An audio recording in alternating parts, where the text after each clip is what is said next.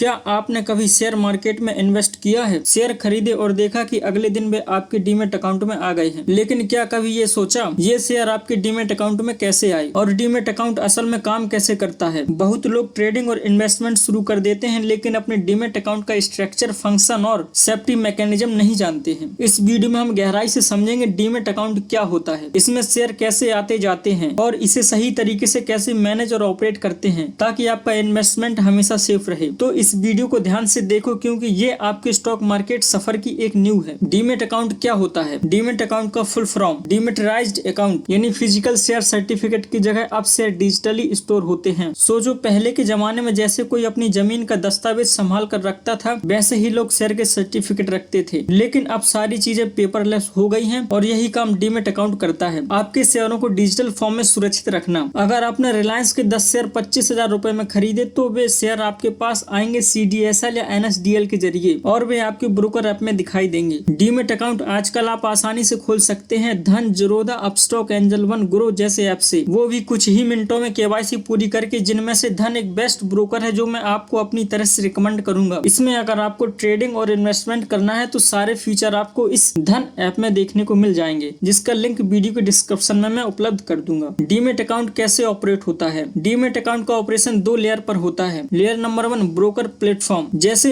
धन app, Zerodha, kite, Upstox pro, जहां आप बाई और सेल के बटन दबाते हो, लेकिन ये ऐप सिर्फ एक इंटरफेस है, एक्चुअल शेयर कहीं और स्टोर होते हैं। Layer number 2 depository. भारत में 2 मुख्य डिपोजिटरीज हैं, CDSL central depository service limited, NSDL national securities depository limited. आपका ब्रोकर इन दोनों में से किसी एक से जुड़ा होता है। जब आप शेयर खरीदते हो तो वो CDSL या NSDL में आपके नाम से स्टोर हो जाते हैं। इनका एक्सेस आप डायरेक्ट भी ले सकते हैं। CDSL के लिए EASI पोर्टल या मोबाइल ऐप और NSDL के लिए IDEAS पोर्टल पर उपलब्ध है। यहाँ से आप चेक कर सकते हैं अपनी actual holding, corporate action, dividend, bonus, transaction history, freeze unfreeze options. मतलब ब्रोकर आपको रास्ता दिखाता है लेकिन असली डेटा डिपोजिटरी में होता है। डीमैट अकाउंट से जुड़े टर्म्स एंड कॉन्सेप्ट। चलो अब कुछ जरूरी शब्दों को भी समझ लेते हैं जो आके आपको ट्रेडिंग और इन्वेस्टमेंट में बहुत काम आएंगे। होल्डिंग, वे शेयर जो आपके डिलीवरी के लिए खरीदे और आपके पास हैं। पोजीशन, वे शेयर जो इंट्राडे या शॉर्ट टर्म ट्रेड में चल रहे हैं। प्लेज, अपने शेयर गिरवी रखकर मार्जिन या लोन लेना। फ्रीज अनफ्रीज, सेफ्टी के लिए अपने डीमैट अकाउंट को लॉक करना। Power of attorney POA, broker को शेयर ऑटो डेबिट की अनुमति देना। Of market transfer, 2 demat account के बीच डायरेक्ट ट्रांसफर। इन टर्म्स को समझने से आपको ब्रोकरेज चार्जेस, सिक्योरिटी रिस्क और मार्जिन हैंडलिंग बेहतर तरीके से समझ में आएंगे। अब आप पूरी तरीके से समझ चुके हैं कि डीमैट अकाउंट क्या होता है, ये कैसे ऑपरेट होता है ब्रोकर और डिपोजिटरी दोनों स्तर पर, और इनमें जुड़ी छोटी से छोटी डिटेल कैसे आपके बड़े लॉस या बड़े प्रॉफिट का कारण बन सकती है। अगर ये वीडियो आपको ट्रेडिंग की दुनिया में एक ठोस शुरुआत देने में मददगार रहा हो तो लाइक जरूर करना। कमेंट में बताओ आपने अपना पहला डीमैट अकाउंट कहां और कब खोला, और सब्सक्राइब जरूर कर लेना क्योंकि अगले वीडियो में हम बात करेंगे प्लेज, मार्जिन और ट्रेडिंग में डीमैट अकाउंट का असली रोल क्या होता है।